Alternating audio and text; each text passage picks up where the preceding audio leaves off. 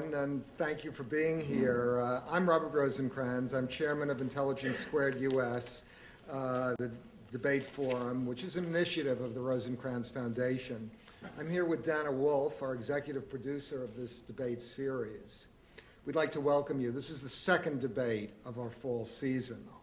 And with this season of live debates, and with our national radio audience, we're pursuing a lofty and ambitious goal. We're trying to raise the level of public discourse in American life. We see Congress mired in partisan rancor. We see a media that's increasingly ideological. We see policy intellectuals in the think tank world speaking to their respective choirs. And discussion of contentious policy issues everywhere seem to be dominated by intense emotions rather than by facts and reasoned analysis.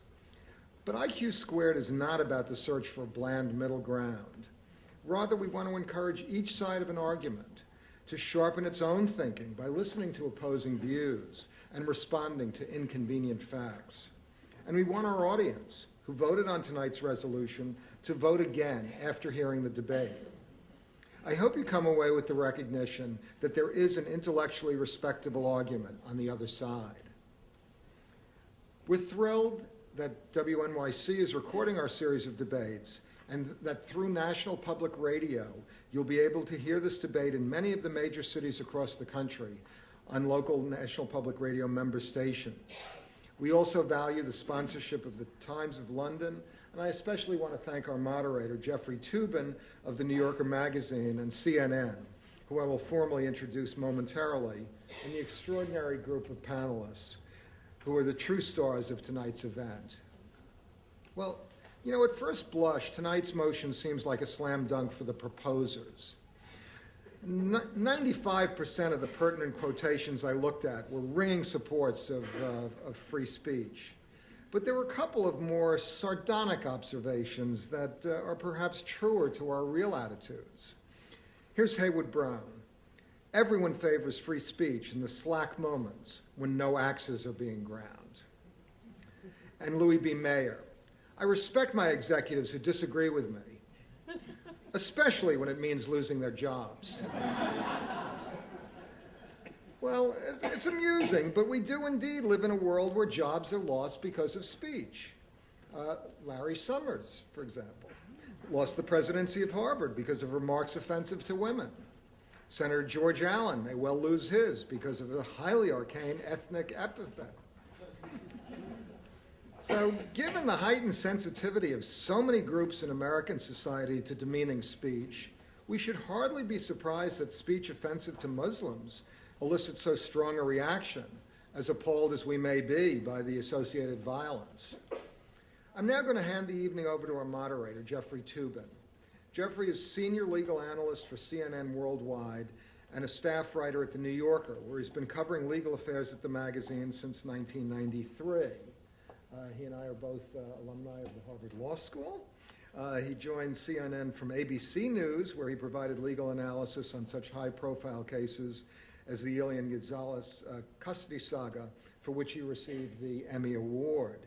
Jeffrey's fifth book on the Supreme Court is due out next year. It's called The Nine, Inside the Secret World of the Supreme Court. And you're the first to know that title because it was only decided upon today. I'm now very pleased to turn the evening over to Jeffrey. Thank you. Enjoy the debate. Thank you, Bob Rosencrans, and welcome to the second Intelligence Squared U.S. debate. Let me give you a brief rundown of the evening. First, the proposer of the motion will start by presenting their side of the argument. The opposition will follow.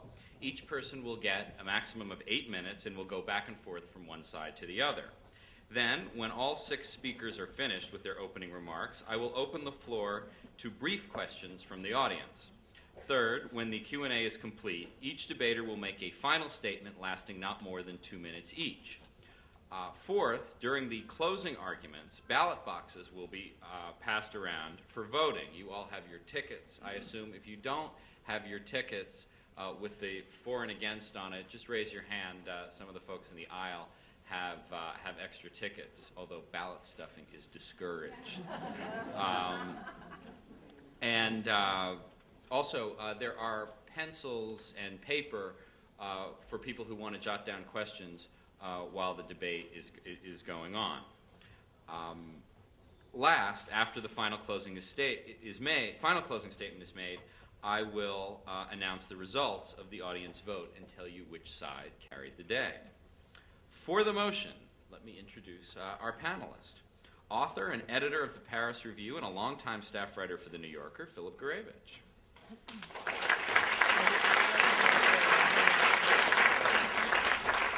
Prolific British author, journalist, literary critic, contrarian intellectual, and subject of a New Yorker profile just last week, Christopher Hitchens. Pulitzer Prize-winning editorial cartoonist for the Philadelphia Daily News, Signe Wilkinson. Against the motion, British scholar of Jewish history and research professor in history at Royal Holloway, University of London, David Cesarani. Executive Director of the American Society for Muslim Advancement, Daisy Khan. Author, professor of law at Georgetown University Law Center, and activist scholar Mari Matsuda.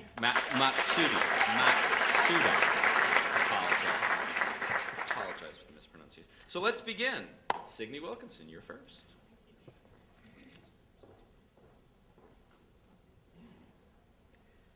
Thank you. And thank you, Jeffrey. Since World War III almost started over a bunch of cartoons, I want to thank this evening's organizers for including a cartoonist. 2, if you include Christopher Hitchens. 150 years ago, the Tammany Hall politician Boss Tweed responded to an offensive cartoon against him with the famous line, "Stop them damn pictures." The reason we're here tonight is that these days everyone wants to stop them damn pictures if the damn pictures in question hurt their feelings or the feelings of their tribe. And when I say everyone, I mean everyone. Early in my career, I penned this badly drawn cartoon, Fundamental Sex Ed, Does the Stork Bring AIDS and Herpes Too? I expected calls from the fundamentalist ministers in the area, but no, I got calls from school teachers saying, "Not all teachers are fat, old, and carry rulers." And school teachers aren't alone. In the course of my 25 years as a paid professional offender, I have been attacked for criticizing people of color, people without much color, people of guns, people of excessive weight, people with trial lawyers, and Armenian people. This is a partial list and certainly doesn't begin to cover people of religion, who are the touchiest people of all. Unfortunately for the pious, Americans like their damn cartoons, and they always have. In 1872, Joseph Kepler drew this tribute to religion, which, as you can see on the lower left, offensively caricatures Jews, and on the right, offensively caricatures Catholics. But wait, in the middle, he offensively caricatures Episcopalians, Mormons, Baptists, Presbyterians, and even Henry Ward Beecher, the New Age minister and adulterer of his age. If we had more time, I'd show more cartoons. So, when newcomers arrive on our shores with their deeply held religious beliefs, they should be prepared to get in line to have those beliefs scrutinized, as they did in the mid-1800s when New York City, like Denmark today, was awash with poor foreign immigrants who came with their robed clerics and demands for separate schools. These were, of course, Catholics, not Muslims, but some American cartoonists reacted just the way the Danes did. In 1871, the father of American cartooning, Thomas Nast, drew this, the American River Ganges. The hats of the reptilian bishops crawling ashore have menacing crocodile teeth, certainly the precursors of a turban as a bomb.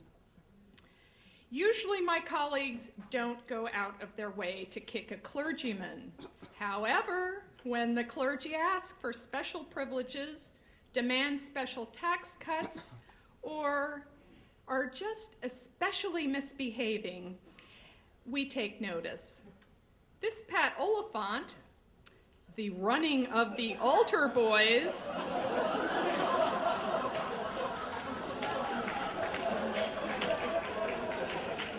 you're cutting into my time. Stop laughing. It was embraced by many lay Catholics, but bitterly denounced by official Catholicism. Note to church leaders, if you don't want your clerics ridiculed as child abusers, make sure they don't abuse children. Had Americans been able to see the Danish cartoons, they would have noted that they, too, were not just gratuitous attacks on the faithful. One was making fun of the idea that after blowing up innocent people, suicide bombers would be rewarded with virgins in heaven. If you can't make fun of that, what can you make fun of? What really enraged believers wasn't that Muhammad was pictured, but that he was pictured negatively. To test the point, at the height of the controversy, I put Muhammad in this cartoon, the big fat book of offensive religious cartoons. He's third from the right, flanked by Jesus and God and a few other laughing deities. No one protested this because no one cared about Muhammad being drawn as jolly and benign. However, I have been picketed without putting Muhammad in a cartoon. Radical Islam sponsors the Miss Muslim World Contest. Miss Illiteracy, Miss Can't Vote, Miss Waiting to be Stoned. And when I say picketed, I mean picketed, including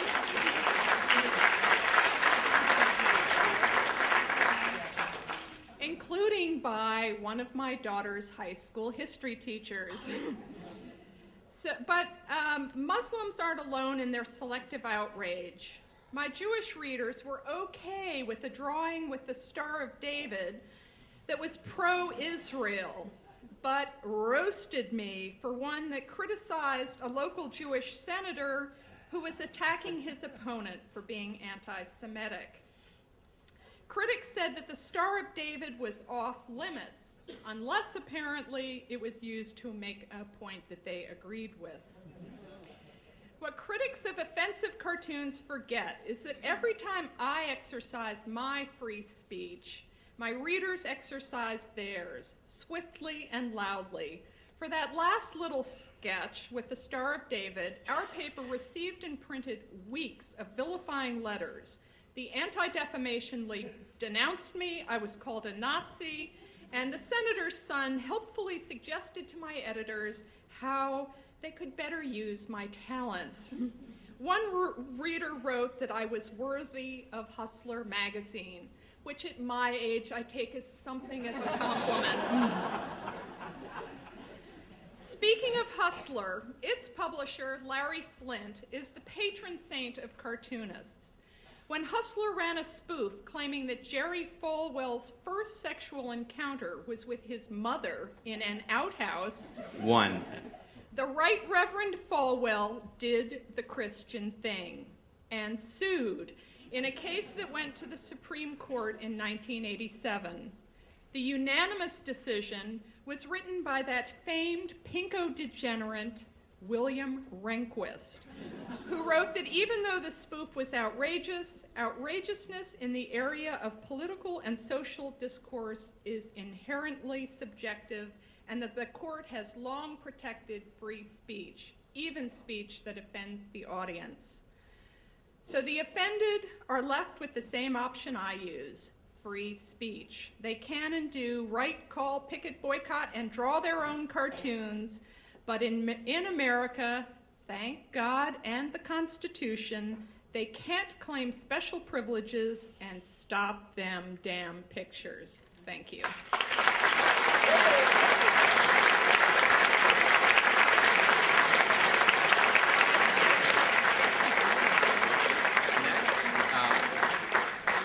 Against the proposition, Mari Matsuda.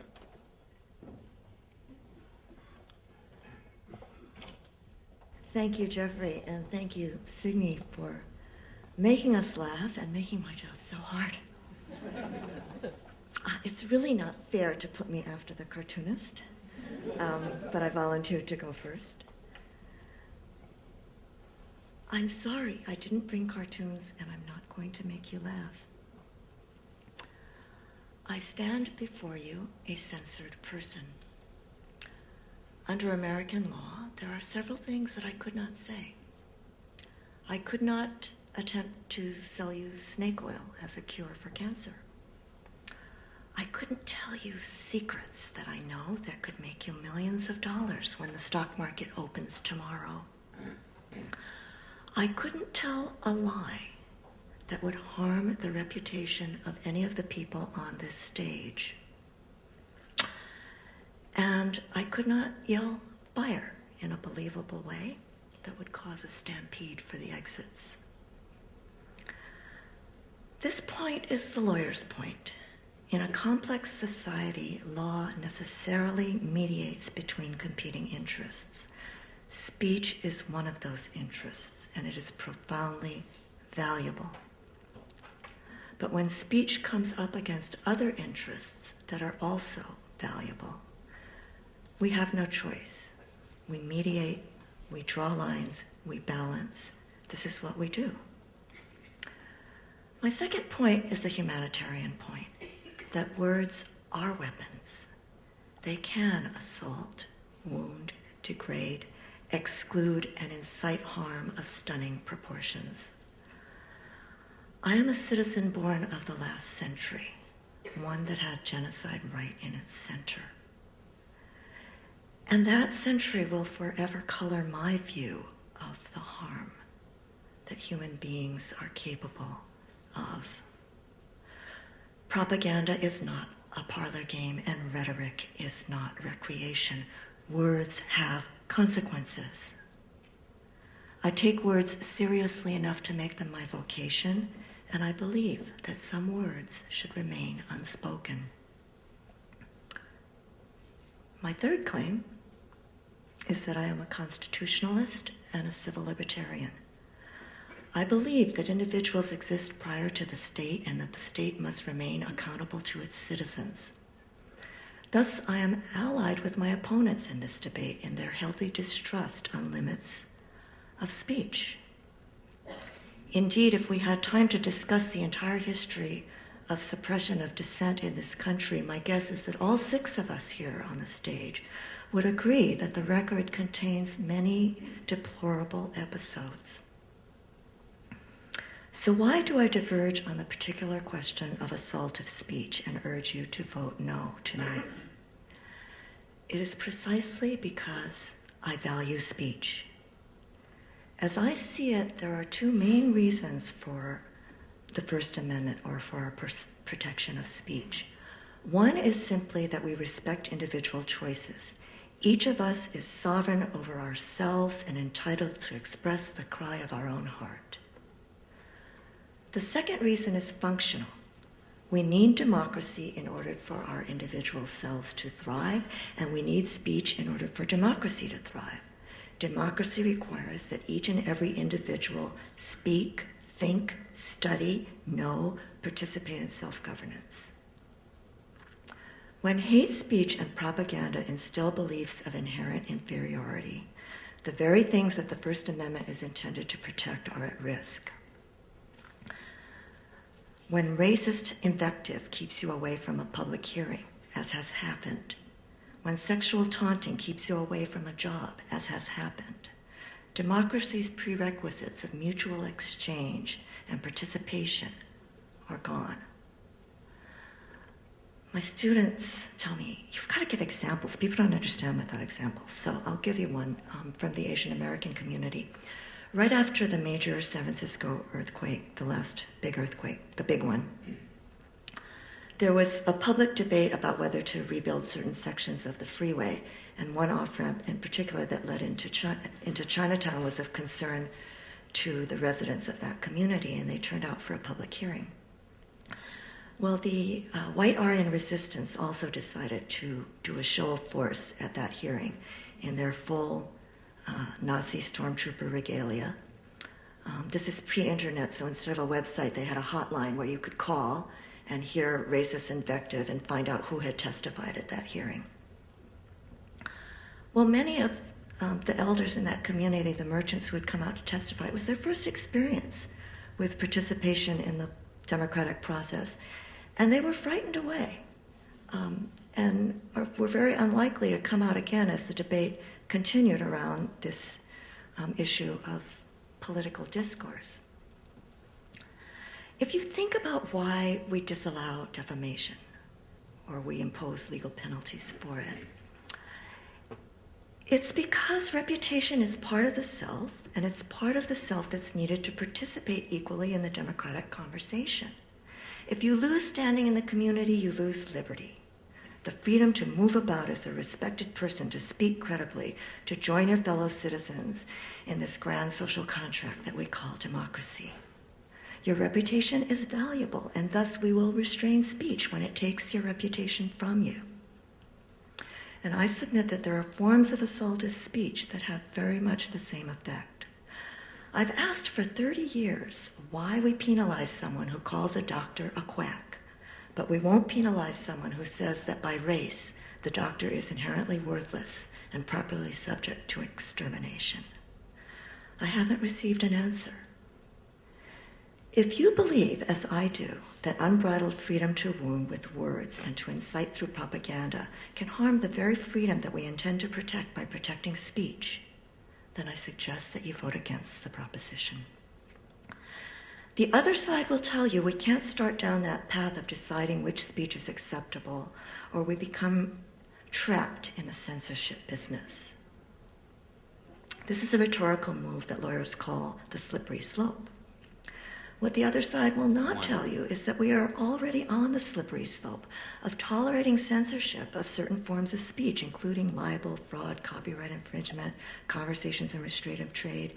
There is no easy and absolute way out. We do have to decide when, where, and how we will limit speech. The call of the question here uses the word offensive. But let me make clear that none of us would be engaged in this debate if we were just talking about table manners or humorous insults with political purpose, the right to offend that Signe Wilkinson is talking about. If we say that we are closing the door, taking an absolutist position, giving a free license to those who would use words to assault, we're doing much more than just allowing political cartoons, which I think should be protected absolutely, and that we can discern how to do that under our legal system. But what I'm really getting at is words that are used to and intended to wound and to stop people from equal participation in society. I teach torts, and in torts the students... Your time is up, but I mean, you want to finish your sentence, but... I've got 4 sentences. And they're short ones. Okay. So, all right, I'm going to go... Why don't you give the 4 sentences during the question? May I take them from my 2-minute closing? My God, they didn't tell me about this kind of thing. Sure. Yeah, we'll deduct them from the end. If I spit on your shoe, you can sue me for that. It's called a battery. There are words that I could use that would have the same effect on your psyche, your personhood, your ability to move freely. And yet, if you vote for this proposition, you're saying that that form of assault is allowed. It happens in this city and elsewhere in our country. A student comes to the university on the eve of Yom Kippur and binds swastikas. Really? All right, this is it. All right, thanks. Thank you. Vote no. Philip Gourevitch. Extraordinary how people who want to silence public speech won't shut up.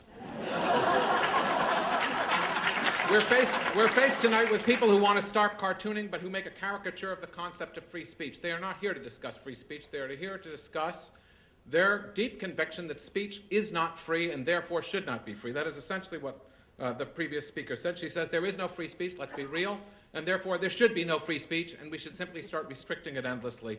Since we are being cartooned as the monstrous side, let me begin with a monstrous image. In northern Uganda, for the last 15, 20 years, there has been a movement known as the Lord's Resistance Army. It practices its warfare in the name of God, and what it does when it dislikes the speech that is being made is that it cuts off the lips of the citizens who are speaking, and it puts padlocks through punctured holes in their lips and shuts them. I'm afraid that I'm very much unable to picture these people doing that, but it's very clear to me that that is what they wish to do. I will return to this image at the end, but that is the image that clearly you must bear in mind as you, the jury tonight, vote on the question of whether we shall be permitted to speak or whether we shall be inclined to silence anybody with whom we find offense, in whom we find offense. And that is what they're saying. Who are they to judge what is offensive? Surely you have different ideas. Surely we all have different ideas. And yet somehow the concept of offense is being proposed by the other side as some sort of universal measure of civilization rather than the opposite. But one point of agreement that we have is that speech is fiercely powerful and can be intensely dangerous. I spent some time reporting from Rwanda in the aftermath of the genocide there.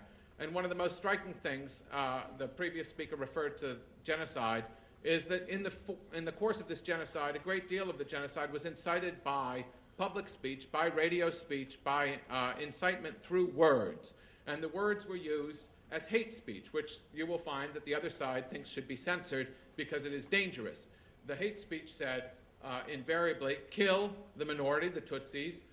They didn't always say it directly. They used euphemisms. The euphemisms would be phrases like, do your work, clear the bush, do not let a weed escape the blade. These were phrases that were well understood in the historical context, and they were clearly hate speech. There's no ambiguity about it. Those people have been tried and convicted for inciting mass murder in their country. The problem there was not free speech for haters. It was that this was the officially sanctioned speech by people who prohibited sanity from being free speech. Anybody who protested against the genocide was silenced as offensive. Offensive speech, my goodness, that Hutus and Tutsis should live side by side in comity, that they should allow each other to exist. How offensive. Let's silence them. Let's murder them. Let us have official speech. That was the position. And that is the position which, yes, ma'am, slippery slope. It's not a slippery slope. It's a greased precipice off which they wish to push you. Because once you start to say that racist speech or blasphemous speech is somehow or other offensive, you're immediately on the quick descent towards book burning. And the books that you wish to burn are the books that include, let's say, Huck Finn, where racist words are used in possibly the 19th century's most noble portrait of a black man in America, where blasphemous speech is used by Ahab. Most people who are burning books, of course, are too illiterate to notice. But let's focus on the facts. They consistently elevate idiotic speech like Holocaust denial to a greatly important role by saying, let us illegalize it, challenge it in courts, give these people a tremendous platform, and prove that they're wrong, when no sane person can possibly suspect that this is serious history. So we're going to have to elevate them in order to silence them, rather than to ignore them, to discuss it with them, but rather we have, I would like to quote to you a short passage from David Cesarani, which he wrote, celebrating Austria's law criminalizing Holocaust denial. This was in The Guardian. Thanks to the internet, he claims, it is virtually impossible to stop the dissemination of lies and propaganda these days. The classical arguments of freedom of speech drawn from Voltaire and Mill are redundant. So we have an anti-Enlightenment argument, very strongly stated. They addressed small literate elites at a time when the means of reproduction were relatively few and easily controlled, when it was reasonable to contend that in a contest between truth and falsehood held among reasonable men, lies would be exposed and driven from the public sphere. But the internet is awash with falsehood and bigotry. Good ideas and beautiful truths coexist with trash and outright evil. Heaven forfend that bad ideas should be out there. Amid this anarchy, he says, all that decent people can do is agree to reasonable limits on what can be said and set down legal markers in an attempt to preserve a democratic, civilized, and tolerant society. That's what he says. I say, who gives him the right to set up a chair in the antechambers of my mind and judge what I'm allowed to say and what I'm allowed to think? Is that what you want? Is that who you want? How does it avail? How does it avail the cause of civilization, sir, to fight brown shirts with brown shirt tactics? I would like to know that. And so I ask you then, what I share with this pious trinity of the opposing team is a deeply pessimistic view of human history. I do not believe that if you let people run around loose, they're going to have nice ideas about each other, and they're going to behave nicely to each other, because that's not what they do. Their response is to cut off their lips and clamp on a padlock, to decide who should be in the Sanhedrin of the mind, who should be in the Sanhedrin of the soul, and sit around and tell you what you're allowed to say and what you're allowed to think. They do not understand that there is not agreement about this. They seem to assume that somehow or other it will always prevail. Yes, they say times change. Sometimes it's allowed to be racist. Sometimes it's allowed to be anti-racist. Sometimes we silence the people who are pro-Jewish. Sometimes we silence the people who are anti-Muslim. But that's okay because, we're just rolling with the times, right? And we're always going to let the people who we sort of think are civilized speak in the name of civility. I think that this is extremely dangerous. And I return that while they conclude that we must accept that because speech is limited, we must put ourselves in charge of limiting it, that we're dealing really here with a case of lesser evils. The question before us tonight, simply put, and simply stated in the proposition that we were given, is that freedom of speech must include a license to offend. I would expand that license to blaspheme, and I would not call it a license. They speak of it as a license. They think all speech is a license, that all speech should be licensed, because most speech should be restricted before it is licensed. And then we decide, okay, we'll let this out, we'll let that out, we'll let this out, we'll let that out. I think that that's a very, very, very dangerous precipice on which they want to perch us. I do not trust them, even though I think that they're probably more trustable than most. But what is to say that they will stay in charge of that speech? One. What is to say that we will not fall into the hands of somebody we don't trust? What is to say that the message, which one day seems somewhat sane, the next day becomes to kill, and that the people who say, let us not kill, are silenced in the name of reasonable speech, in the name of civilization, to moderate that? I remind you one last time, as you go to vote, if you believe in chopping off lips and clamping on padlocks on open mouths, there's your troika.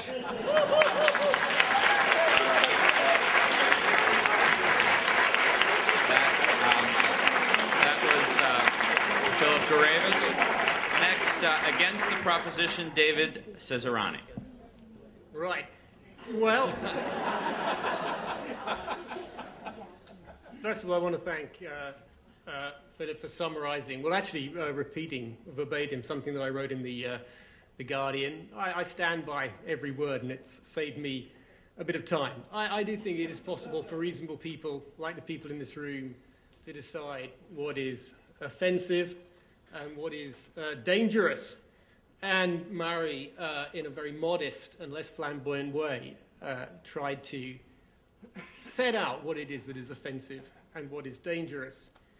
I don't think it's really necessary to bother to respond to the very foolish idea of what this side of the House is advocating. We are not advocating cutting off people's lips. We're not even advocating repealing the First Amendment. We're not even advocating special laws that will have people banged up in prison for saying things that we don't like. We're just asking you, and I'm asking this as a foreigner, as someone who is British, to just reflect with a little humility on American society and culture, and reflect while holding in mind the fact that in most other liberal democracies, there are modest constraints on what can be said and written, and for good reason too.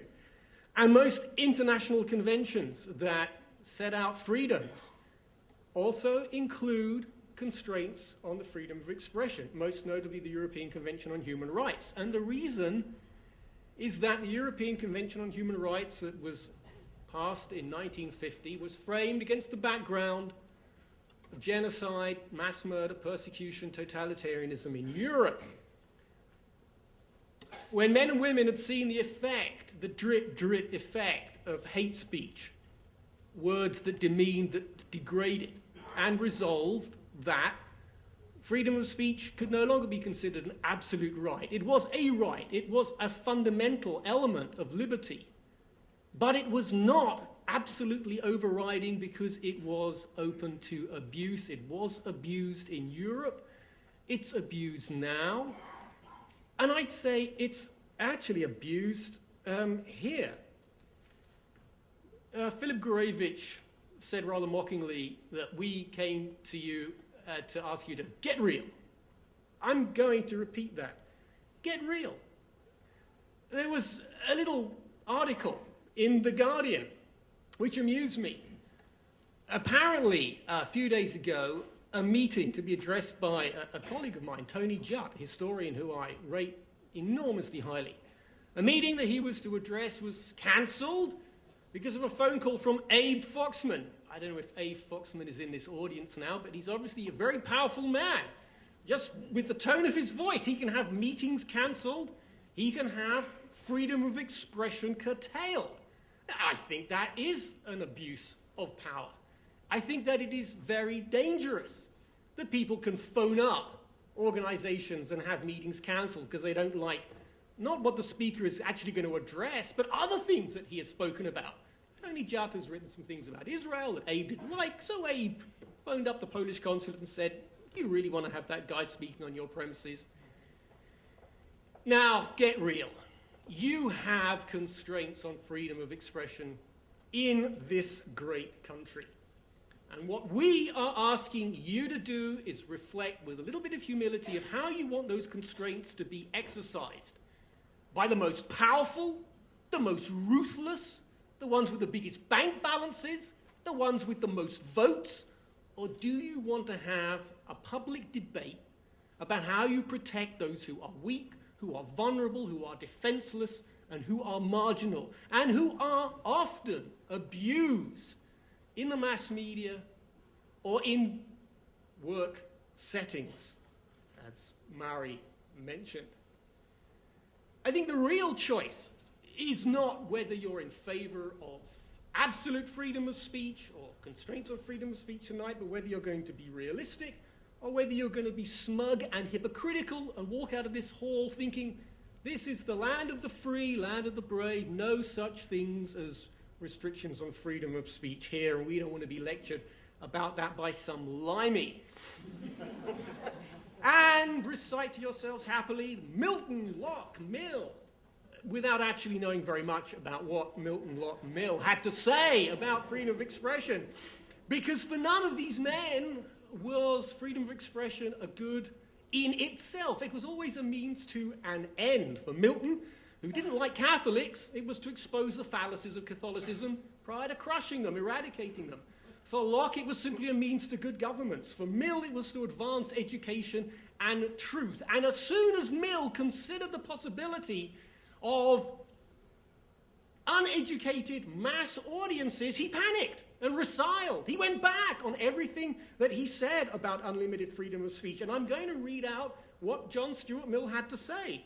Acts of whatever kind, which without justifiable cause do harm to others, may be, and in the more important cases, absolutely required to be controlled by the unfavorable sentiments and, when needful, by the active interference of mankind. And he included speech acts. And the notorious, wonderful example he gave is the folly of allowing a man at a time of famine to inveigh against grain dealers outside the home of a grain dealer before a public that is hungry and ill-educated and not terribly reasonable. That, unfortunately, is the state of our society today. There are a lot of people who are unreasonable, who are ill-educated, who are angry about this and that, and there are plenty of people who want to stir the pot and who want to incite them.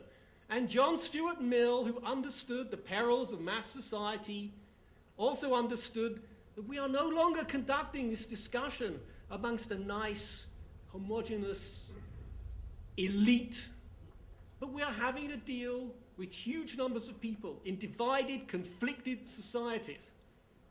And I think, and I'm an optimist, not like Philip Gourevitch, that we have it within our power, thinking and working together, to agree on what can and cannot be said, should and should not be said, to avoid conflict, to avoid people standing outside the homes of grain merchants and inveighing against their business. This is what Timothy Garton Ash wrote recently in The Guardian. We need to wake up to the seriousness of the danger to freedom of speech, freedom of expression. I repeat, this is one of the greatest challenges to freedom in our time. We need a debate about what the law should and should not allow to be said or written. Even Mill did not suggest that everyone should be allowed to say anything, anytime, anywhere. We also need a debate about what it's prudent and wise to say in a globalized world where people of different cultures live so close together, like roommates separated only by a thin curtain. There is a frontier of prudence and wisdom which lies beyond the one that should be enforced by law. We are, on this side of the House, advocating that you think about where that boundary of prudence and wisdom should lie. David. We're not repealing the laws, we're not passing them. We want you to reflect. Thank you.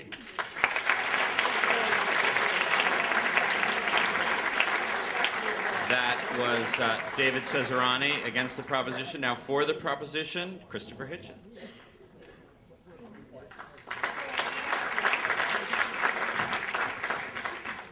Well now, Mr. Chairman, ladies and gentlemen, brothers and sisters. I hope I may say comrades and friends.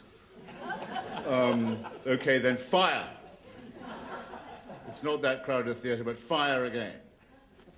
You see, if you remember the appalling judgment actually rendered by Mr. Justice Oliver Wendell Holmes in that case, he was comparing the action that I've just imitated, parodied,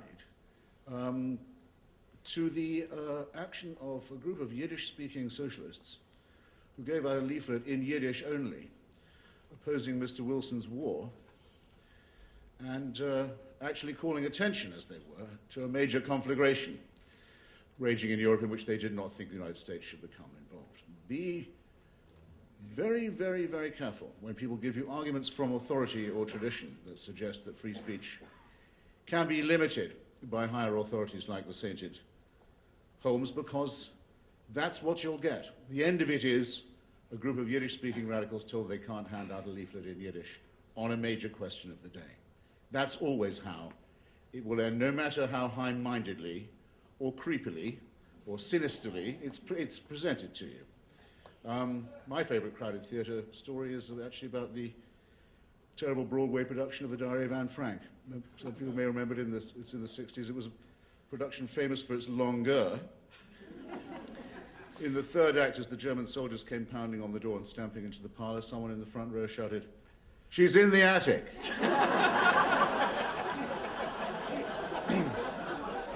Call me old-fashioned if you will, ladies and gentlemen.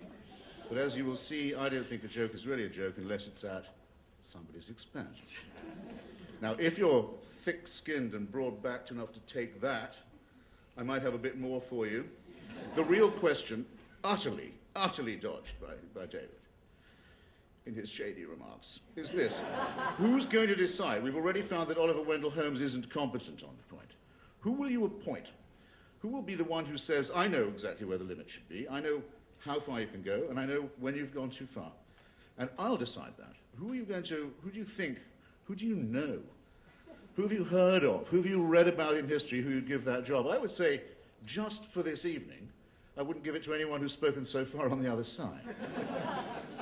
Now, actually, I do know a bit about Milton and quite a lot about Thomas Paine as well, and Mr. Paine actually updated and I think improved John Milton's Areopagitica, which is the classic case for free expression. And those of you who know Areopagitica and Paine's commentary on it will know that it recommends free speech in this way, not for you, but for the people you are listening to and the people whose comments you hope to hear in return, for your own education, for your own enlightenment, and for your own elucidation. As Mr. Paine says, commenting on Milton, one of the vices of those who would repress the opinions of others is they make themselves prisoners of their own opinions because they deny themselves the right and the means of changing them. Should this not be as plain as could be? The free interplay of ideas is not something that those of us who wish to speak or unload our opinions insist upon for that sake. It's because we want to hear what is said in response, however unwelcome it may be to us. Thus, the defense of any one opinion or form of expression is a defense of all of them. The classic statement in modern times of this, in my view, would be Ari Naya's book, Defending My Enemy, where he describes the decision of the American Civil Liberties Union, which I'm a supporter, to take the case of the American Nazi Party and its right to parade swastikas through the town of Skokie, Illinois, a favorite retirement community for those who'd survived the final solution. ACLU lost a lot of members on that proposition, but we did the right thing by the First Amendment. In the book, he has a wonderful extract from Robert Bolt's play Man for All Seasons, which some of you will have seen at least in celluloid form, where, if you recall, Sir Thomas More is talking to one of the witch hunters and prosecutors and says, so you'd cut a road through the laws, would you, to get after the devil? And the witch hunter and prosecutor says, I'd cut down every law in England to do that. And Thomas More said, that's worth knowing. And when the devil turned round to meet you and had you at bay, where would you look for shelter, Mr. Prosecutor? The laws all being flat and cut down. Where would you turn then? It's impossible ever to think of infringing the right of anyone else to free speech without arranging, in a sense, calling in advance for this to happen to you too. It's quite different, obviously different, from any question of information. Information may be classified, information may be copyrighted. Every word said on that score by the first speaker on the other side was a complete waste of her breath, because it's not what we're meant to talk about. We're meant to talk about the expression of opinion and conviction, not breach of copyright or leaking of classified information. If we'd wanted to talk about that, we would have phrased the motion differently. There have been some bad signs lately, a lot of slippage in what I would have thought were the pedantic obviousness of the points I've just made. The imprisonment of David Irving in Austria for a thought crime, for the possibility that he might, while in Austria, have given a speech saying that he doubts some of the verdicts of history, as I consider them to be, about the final solution. There's no victim to this crime.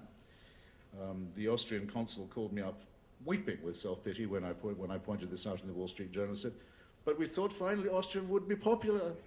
We had done something that you would all like. So gemütlich. The land that survives on the myth that Hitler was German and Beethoven was Viennese.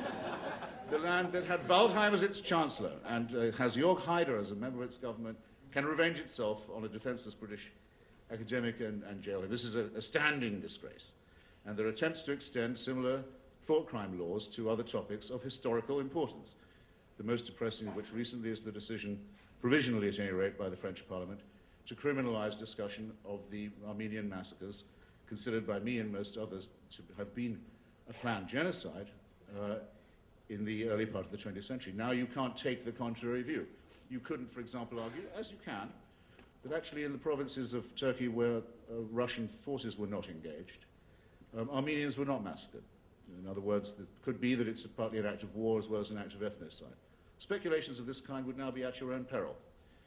The law on which it's modeled, the loi Guesso, which criminalizes in France discussion of the Holocaust as well, is named for the French Stalinist, Monsieur Guesso, who sponsored it and whose spirit, and the spirit of whose hero, is present in all of these and other such discussions. I stipulate that all of these things, when they happen, offend me very much. I'm offended by them, I want you to understand. It goes to the core of what I do and what I am. The First Amendment doesn't just provide me with a living, the First Amendment is my life. When it's infringed, I am offended. I have claimed the right to be offended. Do not claim the right to go and burn down someone else's place of worship, to threaten their editor with violent reprisal, to picket their home, to publish their name in threatening terms on the internet. I won't do any of that. It doesn't mean I can't be offended, but it does mean that I'm even more offended by those who claim the right not just to be offended, but to seek violent reprisal, as is so vividly and currently being done by the votaries of the Prophet Muhammad in recent instances, of which I only have no time at all to inform you, but about which you already know, and to which I hope I will be asked to return. Thanks very much. That was Christopher Hitchens for the proposition. Against the proposition now, Daisy Kahn. First of all, I think it was divine intervention that Christopher was not allowed to continue. I think Christopher should nominate me to decide who will decide, because really, Christopher, I'm quite fair. and I definitely do not believe in cutting off lips, and I hate padlocks. So I want to begin by saying that the motion of today, whether freedom of expression must include the license to offend, is in a sense really a moot point. It's a moot question, and I hope that all of you here today will consider rejecting it, throwing it out. The freedom we have to express ourselves does in fact enable us to offend. Christopher is doing it all the time in his own sweet way. In fact, one can even say that sometimes it is necessary to offend, and for good cause. The appropriate question to ask today is whether freedom of expression is absolute and limitless, or should it come with some social responsibility? In the US, we do have a value system that undergirds our free speech. Salient within this system is the value of fighting the suppression of truth. Let's face it. We're having this debate today. The reason why we're having this debate today is because a number of recent events, such as the Danish cartoon and the Pope Benedict's remarks on Islam, have brought this issue to the forefront. I'm mentioning these examples to frame the current affairs context for our discussion here today. There is no doubt in my mind that there are many issues, many suppressed truths, particularly within the Muslim world, that very badly need to be brought to light. I do not need to go through the litany of problems faced, for instance, by women in various parts of the Muslim world and the rest of the global south, all of which need to be discussed. There's also no doubt in my mind that when it comes to religion, Muslims need to engage in a very honest and open discussion about many of the values that they espouse. Whether they are in accordance with the teachings of Islam is another matter entirely. There are, however, certain kinds of speech that undermine the very values that liberty of expression is meant to advance. Take, for example, the infamous Danish cartoon protest. To put it into context, we live in an environment, and this is especially true of Europe, where Muslims constantly face xenophobia. While the overwhelming majority of the world's 1.2 billion Muslims do not partake in any violent actions in response to these political cartoons, a tiny, minuscule minority has grabbed the world's attention and apparently now has absolute command of how Muslims are to be perceived. This is coupled with a time when a new generation of European-born Muslims have emerged that routinely face discrimination, alienation, and are often perceived as threat in their own countries. And all this, while the violence in Iraq continues to surpass its already shocking levels. Clearly, we are living in a very tense time. In such a situation, for a right-of-center Danish newspaper to come out with cartoons that show the Prophet of Islam with a bomb in his turban, with a sword in his hand, and with a menacing look on his face does nothing, absolutely nothing, to advance desperately needed dialogue or enlighten people in any positive way. If it does anything at all, it serves to suppress constructive dialogue by fueling extremist sentiments. It is important to note that this example has little to do with religion, though I think Philip and Krista would probably tell you that's the case. This isn't about drawing the prophet, for which there are many historical precedents in traditional Muslim art. To see the situation clearly, we must all understand nuance. That's what intellectuals are here for nuance, for teaching us the nuance. My Jewish friend called me right after the cartoon crisis. Jewish rabbi friend called me, said, "What are you doing about the cartoons?" I said, "What are we going to do? It's just a cartoon." He says, "No, don't ever accept it. This is what they did to us in Germany. They started with the cartoons." Wait, come on. What? Well,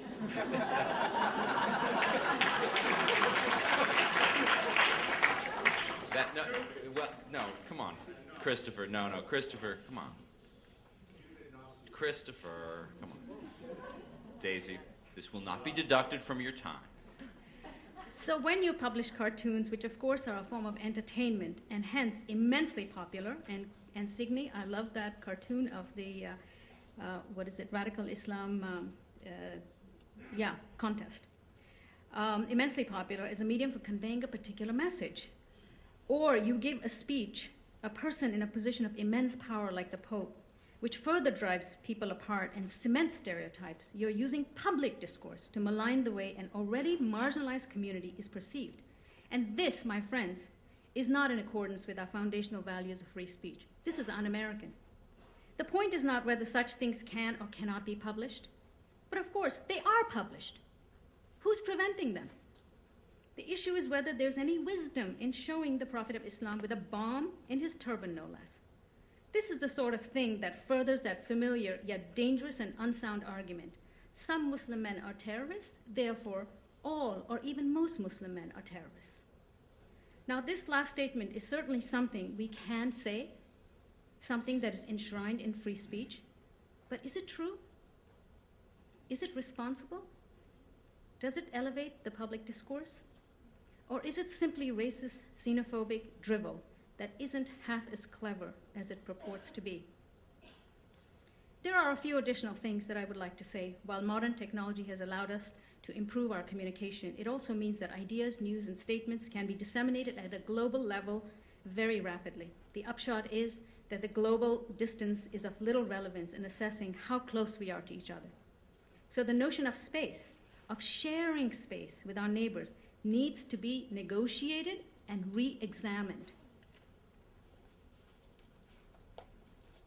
What is needed now is a heightened sense of awareness that enables us to distinguish between useful and useless affronts.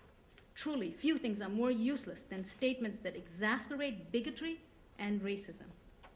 Finally, in keeping with my previous point, I want to make a point about individual psychology in various societies. We're always shocked at how people in the global south react vociferously, especially my people, Muslims, and at a time violently. To what we see as simple free speech, which may or may not undermine their value system. What we do not realize in our dismay is that in societies where the basics are not guarantees, where one's life, liberty, property, family are not protected, individuals deal with disparities by developing a greater collective consciousness, where one identifies strongly with a larger community, in our case the Ummah, and the collective values it represents. Something that is perceived to threaten or undermine those values are resolved not at an individual level, but are resolved in a group dynamic, which can sometimes result in chaotic mob reaction, which you're all familiar with.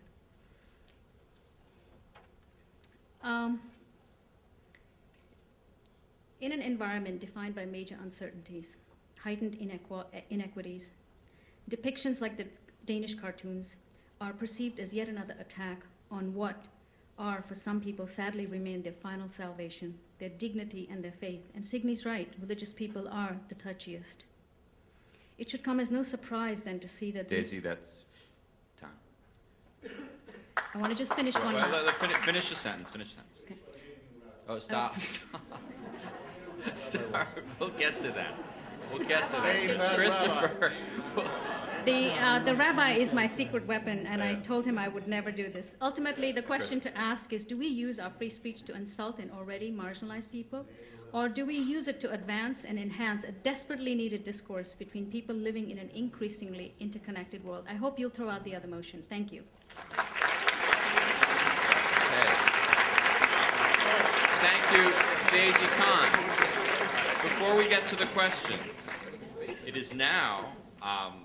I'm now ready to announce the results of the pre-debate vote.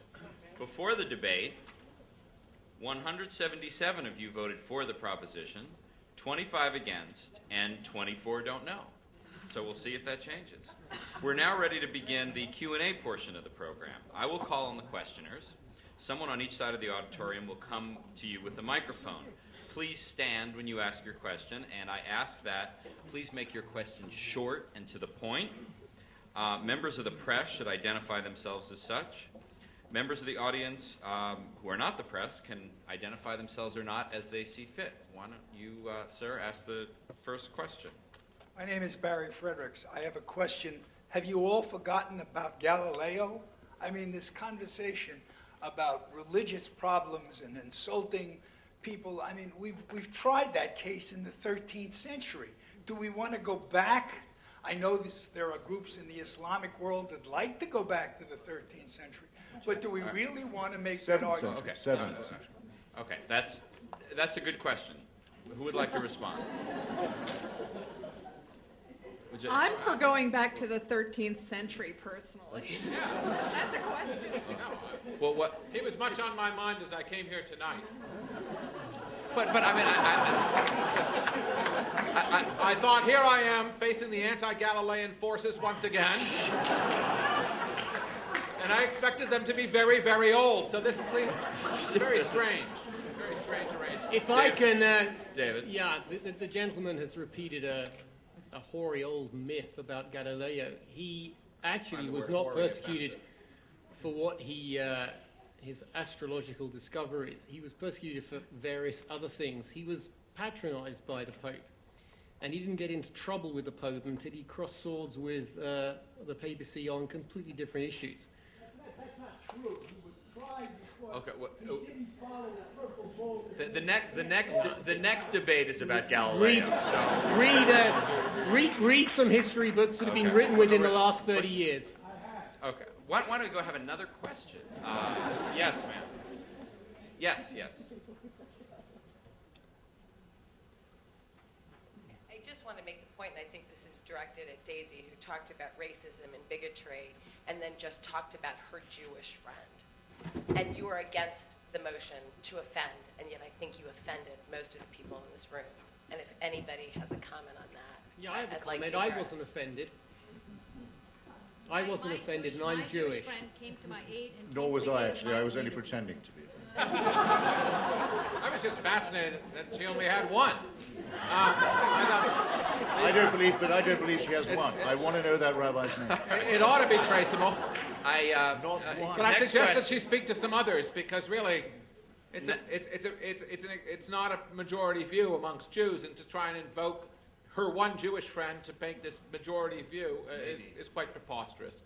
Yeah, no, what you're saying, Philip, is preposterous. Throughout Europe, the Jewish communities were very divided over the Danish cartoon issue. The European And- Jewish communities have Let virtually him- been Hello? eradicated. Let him finish. Just a minute. Let David, go ahead. They live here, buddy. They live here now. David. A lot of the Jewish communities in Europe, including the Jewish community in Britain, and these views are articulated by the chief rabbi Jonathan Sachs, felt that the cartoons were not only offensive, they were dangerous for the reasons that Daisy gave, and yes, because to many Jewish people, that kind of demonization of a religion and a religious ethnic group brought back some very sick and bad memories. And that is why in Europe Yeah, of people there is a burning books in much the street. greater Yes. tolerance of what this side of the House is advocating than on that side, which is displaying an extraordinary degree not only of disrespect but also of arrogance and an astonishing unwillingness to face a real past. I'm highly interested in facing a real past, and that's particularly why I feel that if your belief is that by muzzling Nazis you're making us safe, I hope you're not watching my back when they come back at us. I'm telling you the truth. If you think that there's a mute button, and that by saying, oh, Nazis can't speak in public, Nazis must be put in jail, we're going to eradicate Nazism, rather than by having Nazis in a country where you can actually speak to them and argue with them, and not dignify them by putting them on trial every time they say something completely idiotic. You're elevating Nazis and putting them down, and then inciting a couple of politicians It doesn't in Europe. dignify them. David Irving's battle against Deborah Lipstadt exposed him for what he was. It was very effective. He exposed himself for what he was. He said the Holocaust didn't exist, and it did. If you were to eradicate all false history, you'd have to stop all newspapers. It's ridiculous. I beg your pardon. Faced by a prison sentence, David Irving courageously renounced all that he's previously said about denying the Holocaust. The trial was very effective. Now, I don't actually agree with putting people in prison for advocating Nazi propaganda and a version of the protocols of the Elders of Zion, because that's what David Irving does. It's not a kind of genteel rewriting of history, which Christopher seems to think. It is the most poisonous kind of conspiracy theory. How do I seem to think that? Well, it's what you said in your article, and To what the you contrary. said Very much just to the earlier, that he is engaged in the revision of history. He's not. He's a neo-Nazi propagandist, and this is what Justice Gray said in the verdict in his battle with Deborah Lipstadt. He is a neo-Nazi political activist, and he is using distorted history to propagandize for his cause. And nobody had much heard of him until you put him on trial. Well, you can feel it. You're a journalist. You're wait a supposed to know these Very facts. interesting. He's a best-selling author. He's a very important guy. He gets into people's living rooms. And not for a while, though, because he's in a prison cell. Nazis always get in the living No, room. and his book, his edition of the Goebbels Diary, is a very useful and interesting book that everyone who wants to know more about the period should read. For example, it's only in that book that it's proved that the British Union of Fascists took money from the Nazi Party, something that a claim they always denied. The question is, do you think you're big enough to read a book by David Irving and make up your own mind about it, or do you think that someone else should do that for me, right? Yeah, next question. Very simple question. Okay, but what you can answer. Alan Miller, New York Salon. I do take issue particularly with David Cesarani's view when he talks about how vulnerable everyone is, and that it's almost like an egalitarian speak. This notion that humans are not robust and cannot discuss ideas and make decisions and be autonomous. And so my question to the panel tonight is, you know, when it comes to the really tricky, sticky issues, like a discussion like we see around children and paedophilia, or as we see on the campuses, where we see like speech etiquette, or when we see in the workplace speeches of code, would they agree with, for the prospect, that you should have the right to be offensive and free speech at all times? That's my question to them. Mari, can you address that? The line that I draw is between the right to dissent, to express your opinion, if you're Galileo, to oppose the powers that be and say that the sun is the center of the universe. That's free speech. That's what we need for democracy to thrive. The speech that I think is of lower value and that I'm asking us to consider restricting is speech that assaults, wounds, degrades, and excludes. Let me give you a specific example since you raised the workplace. It's a frequent pattern that the first woman to show up in a traditionally male job in the coal mine on the oil rig is relentlessly harassed with words. Men describing her body and saying they would like to rape her and describing what that would be like. And she goes to work every day and tries to do her job up on a construction site. I think that goes beyond offense. I think that is an effort to exclude. And people use these words because they're tied to a history of violence, because they do terrorize people. That is their intent. Now, the other side is trying to say that we're for opening the door of censorship. I certainly don't stand for that. I think that this audience voted in the vast majority for the proposition precisely because they distrust censorship, and that's good. That's important. Any effort to limit speech has to be done carefully, through the rule of law, with discernment. But we can do it. We've done that with defamation. We allow people to insult each other, but we don't allow them to destroy character and reputation in ways that the law calls actual malice. It's very close to requiring intent. And that's a limit. That means a lot of very nasty speech is still allowed. But we're trying to create that breathing space so that woman can go to work, so that family that's the wrong race can move into that neighborhood, where we can have conversations like this one that are very hard. If it degenerates into name-calling, the conversation shuts down. And what I'm trying to do is prevent the conversation-ending move in a world in which we need to talk. That was Mari Matsuda. Signe Wilkinson. I have one little example of how this works in the real world was in the early 90s or the mid-90s in the University of Pennsylvania.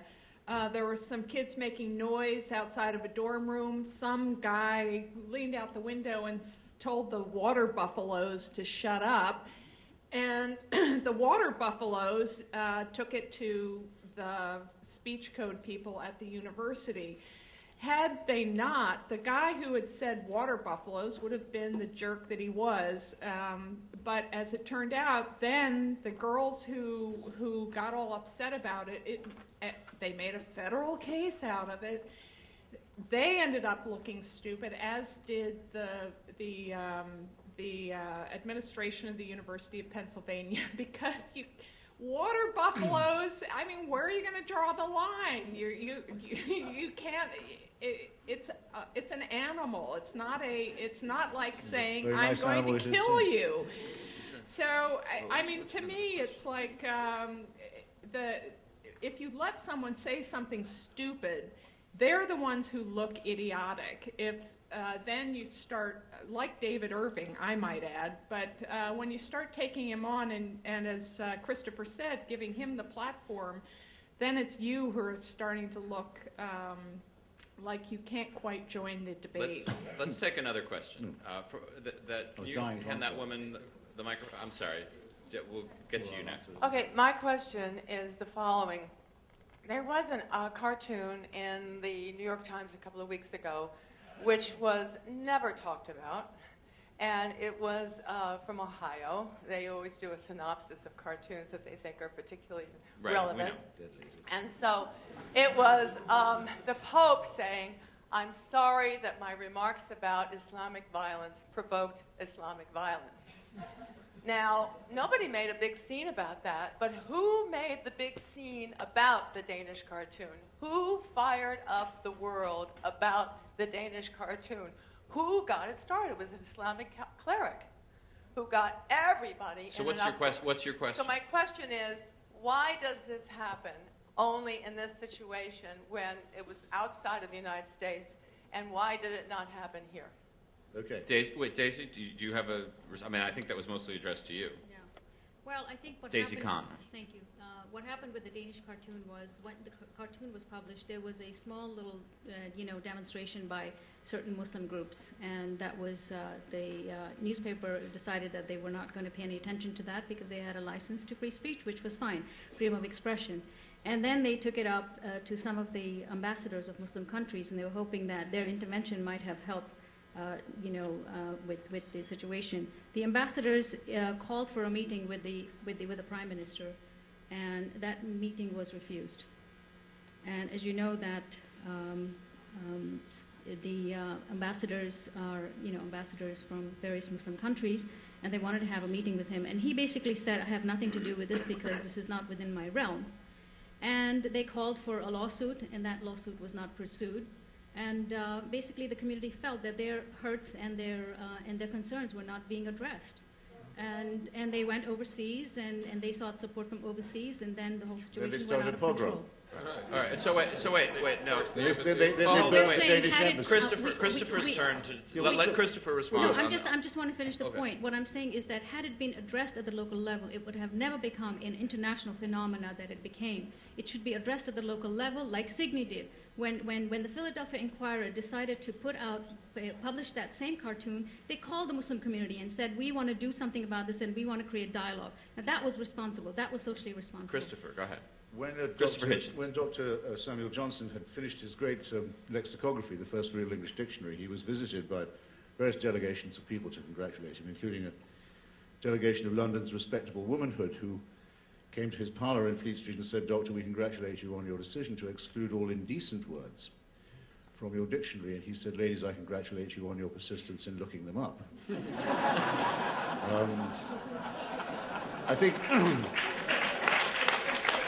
I think anyone who understands that story, which I'm pleased to see everybody obviously does, will see through the sinister piffle we were just treated to just now.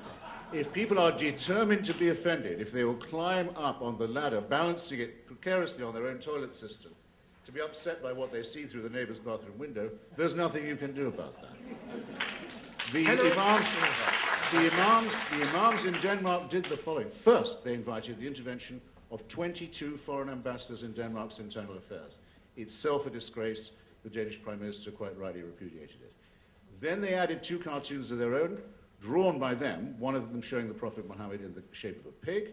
Then they shot those around the Muslim world until they could get kindling going under the embassies of a small democracy in the capital cities of countries where demonstrations are normally not allowed. And they violated Danish diplomatic immunity. They tried to sabotage the Danish economy. There were random pogroms and attacks on individual Scandinavians. And David Cesarani says he doesn't like the reminiscence of the 1930s that is inscribed in the cartoon.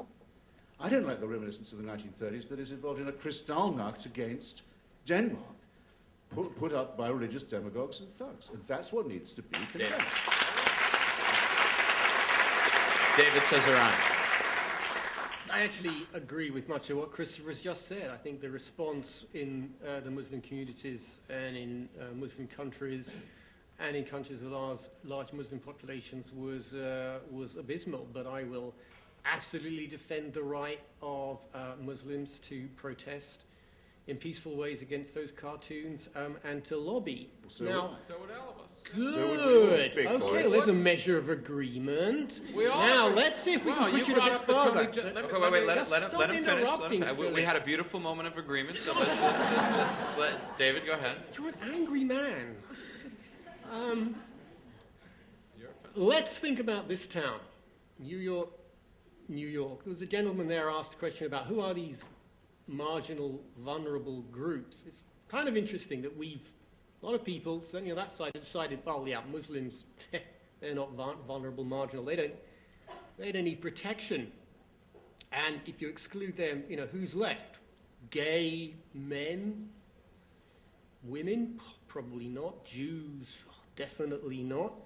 But how do we get to that position where gays, Jews in this town are now so strong, so powerful, so invulnerable?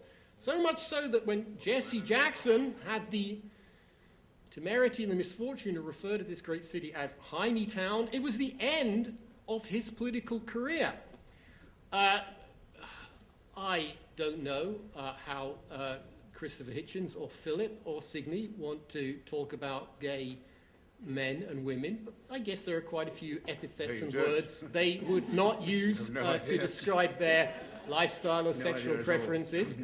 And then there's the N word. The N word. Do you want it back, Christopher? Do you want it on primetime TV? Front page of the newspapers? I don't want you jailing people. Do you want it back? Do you want cartoons of lynchings? Is that what you want? Or is it all right to inflict that on Muslims but not on gay men, not on Jews, not on these? You're being completely preposterous. You're getting yourself you're getting your knickers all in a twist here. Philip, go ahead. He asked a question. I'm going to say you're creating a lot of fantasies for yourself that are quite ridiculous. Let Philip, Christopher, let Philip. I take it as a... First of all... Wait, it's my turn.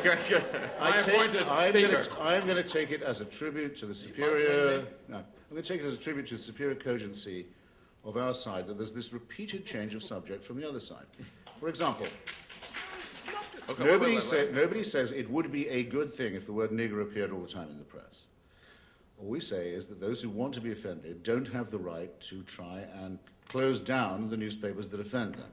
Nor, by the way, is the reason that the word nigger doesn't appear in the press because we would jail people who put it there. I appeal to anyone in this audience. The advertisers would. I appeal to any male. One at a time. I appeal to any capital. That's a good defense. I appeal to any male. I appeal to any male in this audience. Quite proud of it. Who might see a woman being insulted at work, or perhaps on the subway, or on a bus, or on the street, or in a bar, or in a restaurant, by an obscene, loudmouthed man. There isn't a man in this room, I'm sure, whose sword wouldn't flash from its scabbard. To defend the rights of womanhood in such a case. And if that wasn't the case, there's going to be no law that will protect women from men with Tourette's syndrome, I'm awfully sorry to say. May I my turn? Let's get another question here. I actually want to respond to what was said. No, you can't respond to him. He's on your side. You asked me to respond to David Cesarani. Let's let the audience get involved. Who specifically was saying that he agreed with us on a point which he previously disagreed with us on, which is the idea that he thought that it was appropriate that there should be peaceful protests. However, he objected to the idea that Jews should, any Jewish leaders in America should peacefully protest what was being said by Tony Judd by saying that they should not be allowed to put pressure on an organization where he spoke. That's absurd. Paul, go ahead. Wait, Paul has a question. Hold on. I'd love to ask a question quickly. My name is Paul Holdengrave. I'm the Director of Public Programs at the New York Public Library. I feel for this side which is opposed because they've been so terribly weak, and I would be surprised that after this debate there are more than 2 or 3 people on your side. But be that as it may, I would What makes you think that? Well, I would like to simply ask a question of David Cesarani. I don't understand why on earth you brought up the example of Tony Judd. You mentioned it, you didn't explain it, you said nothing about it. Could you say something cogent about that at least? Okay. All right. David Cesarani. I'll try to be cogent. It comes back to the question that Christopher Hitchens quite correctly raised. Who decides on these speech issues, on hate speech? Now, I think that American campuses are actually exemplary in this respect, and I think American government has found a way of demarcating what it is permissible to say and what is offensive and dangerous without going to law. And I think that sets a precedent of how you can decide. I don't think it is terribly good when powerful individuals phone up institutions and, by the tone of their voice, have meetings cancelled. I think there may be very good grounds for objecting and protesting. I think it is permissible to lobby. But I think that kind of intervention is not a good idea. And I certainly don't think that we should leave the defense of the weak and the marginal up to the advertisers, which seems to be what Philip believes is the way to defend our, interests. All I said Philip Gourevitch? all I said that he's trying to refer to in that bizarre quip is that the reason that you don't have the word nigger, or that you don't have a lot of the derogatory images that he was sort of proposing in a heated moment, that would you like to see these things returned to the public airwaves, was they're not on the public airwaves not because we've actually outlawed them and thrown everybody in jail in Austria, as you advocate, but actually because they're not on the public airwaves. Because one would not get an audience for them, because people would protest those stations, because people would make firm phone calls, exercising their freedom of speech to say, you know what, we don't want anything to do with you. And you have no basis, I bet. You've never made a phone call, you've never asked a question, and you've done no reporting to find out whether Abe Foxman made that call, which has never been proven. I sit on the board of Penn. We raised the Tony Jutt question. Absolutely nobody could ascertain whether or not Abe Foxman made that call. He may have made it, or he may not. Somebody made the call. Well, he does but have you're Tourette's very, syndrome. very, very confident. You're very, very, very confident in accusing somebody in public of something that you know nothing about, which is gross ignorance. But I would like to finish something for a minute, Jeffrey. I'm not done. Which is that the gentleman with the British accent who asked the question earlier of David Cesarani, which he ducked very carefully, he raised the question, why is it you're so nervous about sort of the broad public as opposed to in his sort of defense of, or his criticism of Enlightenment thinking and of Mill and of this one and that one. He sort of yearns for a clubby time when you could count on the few select elites having a kind of common agreement.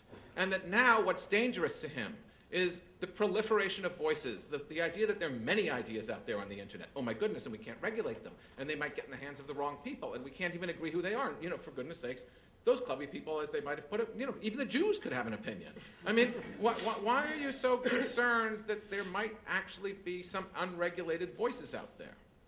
You know what? Let's just go to a question. I think that it's sometimes a lot harder to defend very hateful, personal speech, like when hate groups leaflet the lawns of a neighborhood where a black family has just moved into a white neighborhood.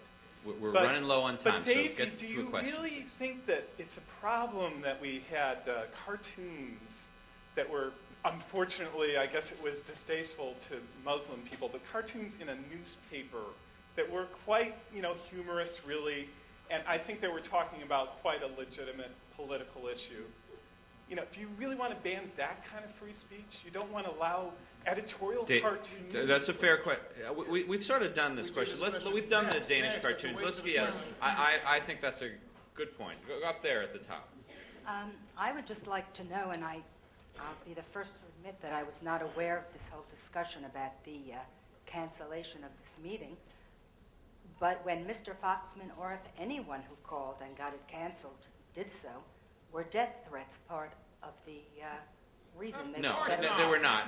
Let's put Abe Foxman and Galileo aside, I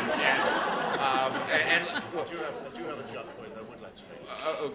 I'll make it quickly. Okay, quickly, Christopher. After my punch-up with George Galloway recently, I was asked by the Republican Jewish Committee in Washington to come and speak to their down at the old temple and talk about the All for Food program and other things like that.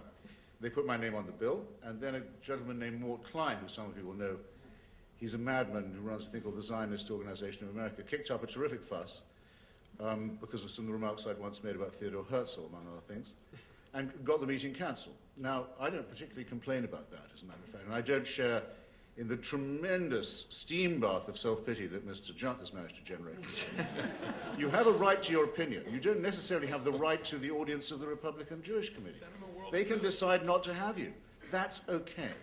I'm just trying to say, just for once, if we could stop people intruding things that don't belong in this discussion, it saves such a lot of time. Two more questions. This gentleman right here. Thank you. Just a quick question. So one of the things I noticed in the panel that no one talked about the civil rights movement and how that's affected the topic here. And also, just quite frankly, how come there's no African American people on the panel? And I'd just like to get your thoughts on that. Next. Well, I mean, I think that's a point that everyone can take for what it's worth. At the end, that was useful at the for the end, radio at the top, question. at the very top, underneath the light. Yeah, that's you. That's you. Go ahead. Okay, this is a question for Marie, and you talked about women in the workforce, and I don't work on an oil rig, but I do work on a trading floor. And I'm just wondering if you think that by limiting what people can say to me, if that's actually protecting me from what people are thinking about me, and whether when I come into the office, I need to take care of myself. Mari? And I trust that you can. But there are circumstances in which women have left jobs because they could not handle the relentless and brutal assaults on their personhood. And this is why in civil rights law, to respond to the earlier question, Free expression. the reason in civil rights law and anti-discrimination law we do limit speech in the workplace is that ideas about your inferiority, about your inherent lack of worth as a human being and your lack of entitlement to equality in the workplace, if they're expressed regularly to you, create an environment in which it's impossible for you to do your job on an equal basis with everyone else. Does someone on this side want to address Mari's point, which she's made, which is that there is, this kind of speech, harassment? I mean, is that speech you seek to protect? I get that kind of speech all the time. One of my favorites was being called a liberal cocksucker.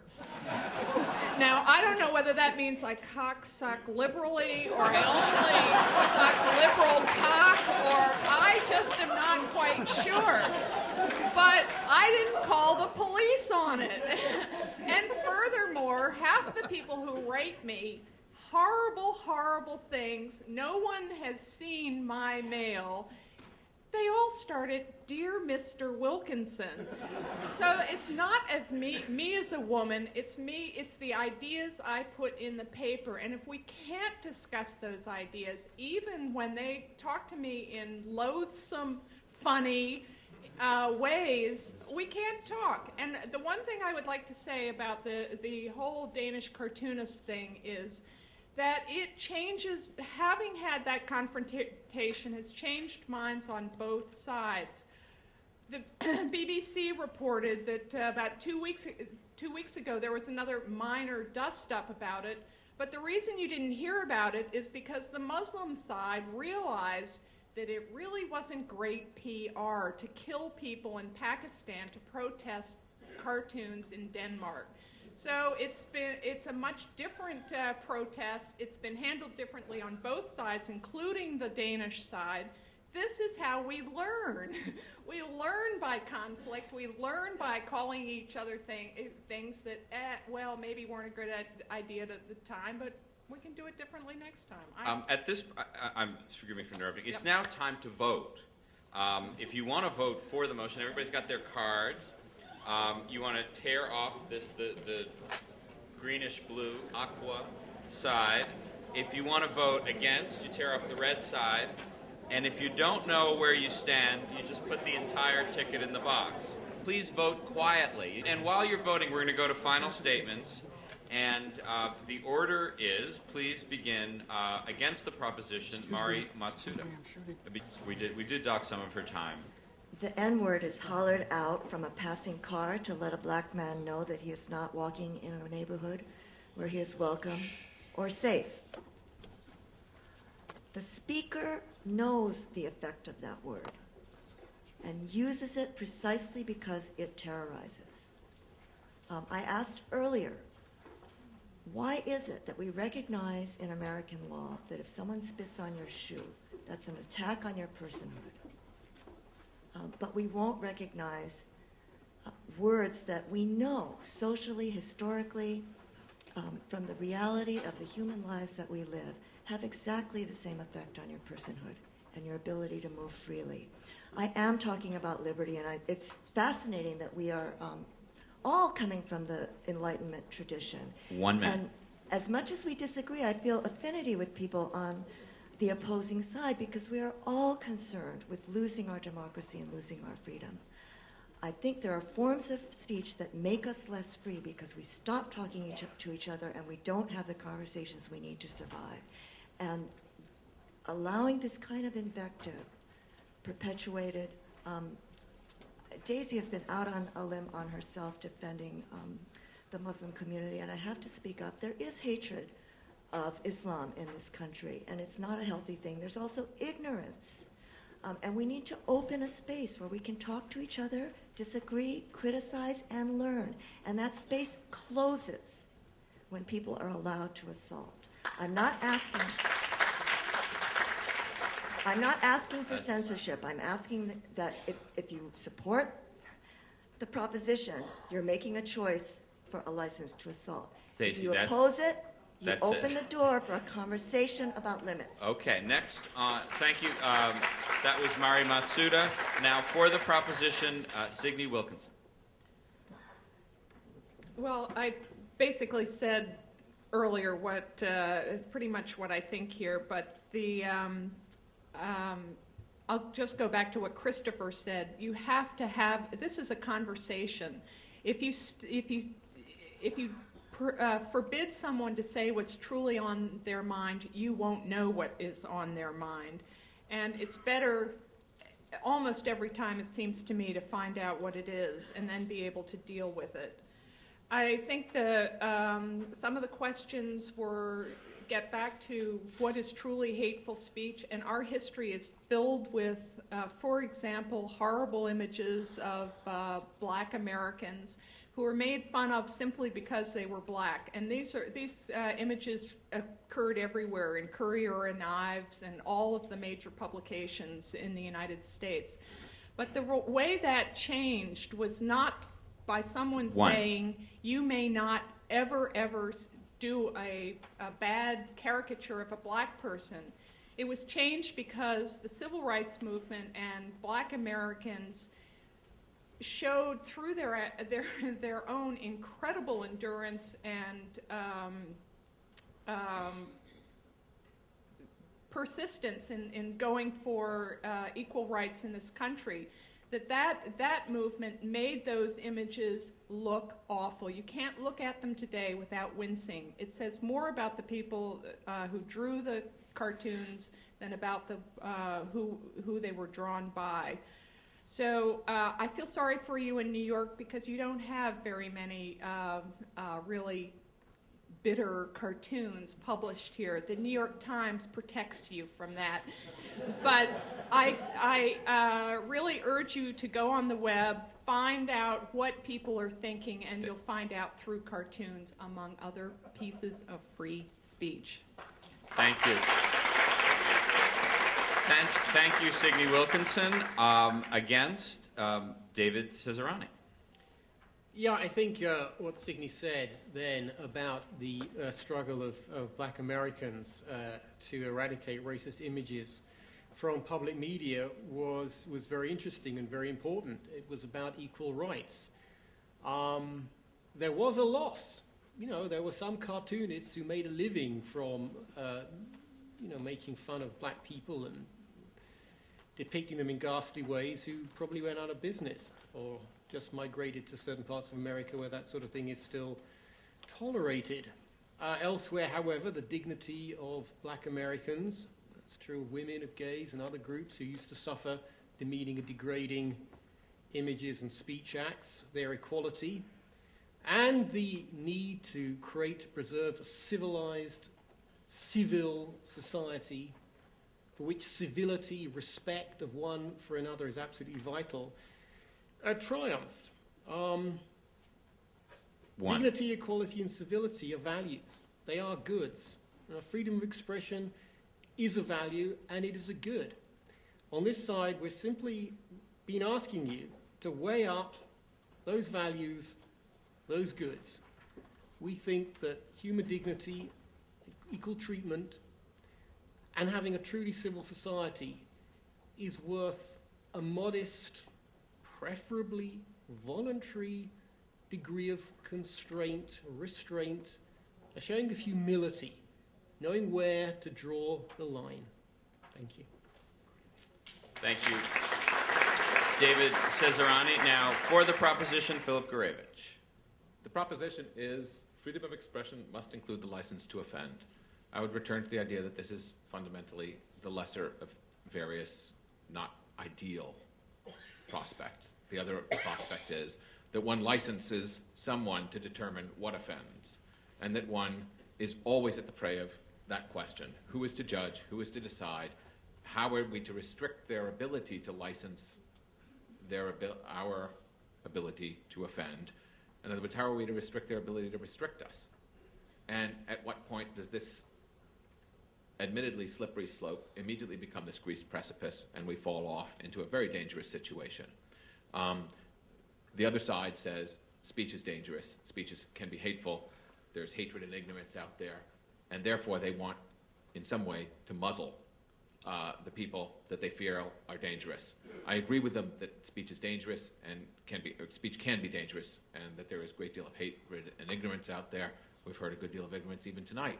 And I feel that that is why I urge you strongly to listen to the dangerous speech you're hearing from the other side and recognize exactly how it can impinge upon your ability not only to speak but to think.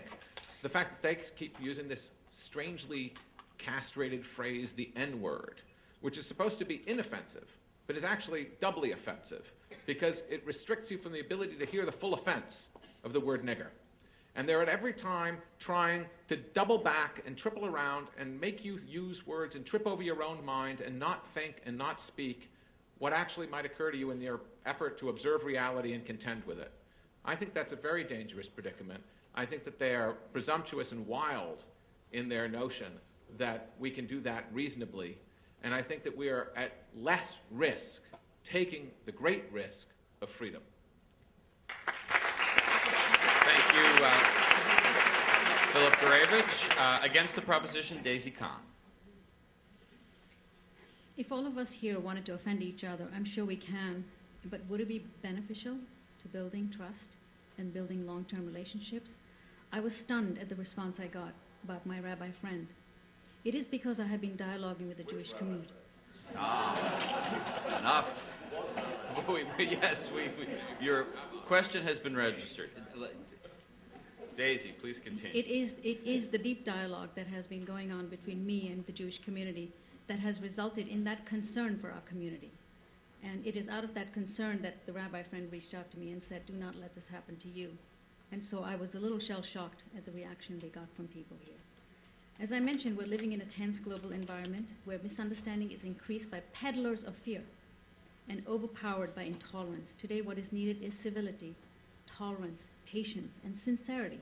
We need to get rid of negative words like offend. It's a negative word. And replace them with positive words like befriend.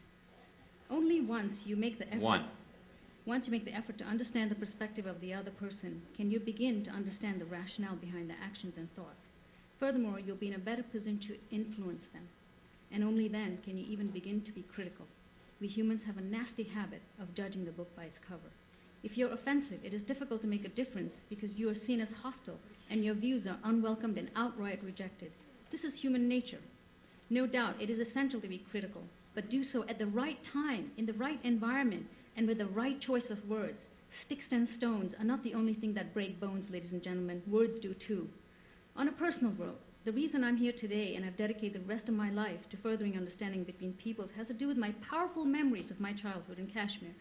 I went to Catholic school, was taught by Irish nuns, learned math from Hindu professors, played with Sikhs and Buddhists, and was told the tale of how Kashmiris were from the lost 10th tribe of Israel. I was exposed to this broad perspective of unity and diversity, where celebrating and honoring each other's traditions and beliefs was the way of life. But alas, this heaven turned into hell too. Thank you, Daisy Kahn. Against the proposition. Finally, for the proposition, Christopher Hitchens. The real question, or if you like, subtext question before us is this: is nothing sacred? What we've really been discussing is the old question of whether or not there is such an offense as blasphemy or profanity. Now, if I don't tell you exactly what I think about the simpering speeches that we heard from the other side, I'm not censoring myself. I'm just being polite and civil and saving some of your time. What I will not prevent myself from saying, or will not let anyone else prevent me from saying, is the following. it is wrong, and always has been, for churches, powerful, secular, human institutions, to claim exemption from criticism, which is what's really being asked here.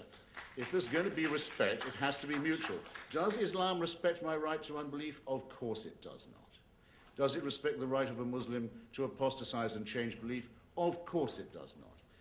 I have had to have, I can name now 4 or 5 friends, 6 or 8 maybe, if I have time, 5 or 6 of whom you would certainly have heard of, who have to live their lives under police protection for commenting on Islam, for having an opinion on it. And this is getting steadily worse all the time. And it's grotesque. Here is an enormous religion with gigantic power that claims that an archangel spoke to an illiterate peasant and brought him a final revelation that supersedes all others. It's a plagiarism by an epileptic of the worst bits of Judaism and Christianity. That's obvious, it seems to me. How long do you think I'm going to be able to say that anywhere I like?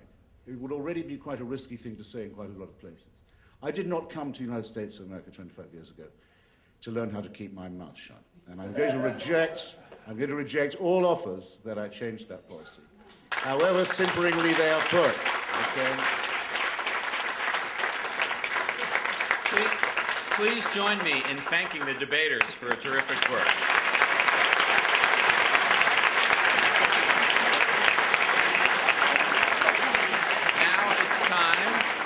Now it's time for me to announce the results. As you recall, just to refresh your memory, before the debate, the result was 177 for the proposition, 25 against, and 24 don't know. Now the result is 201 for the proposition, 39 against, 1 doesn't know. So please congratulate the 4 team for winning the debate.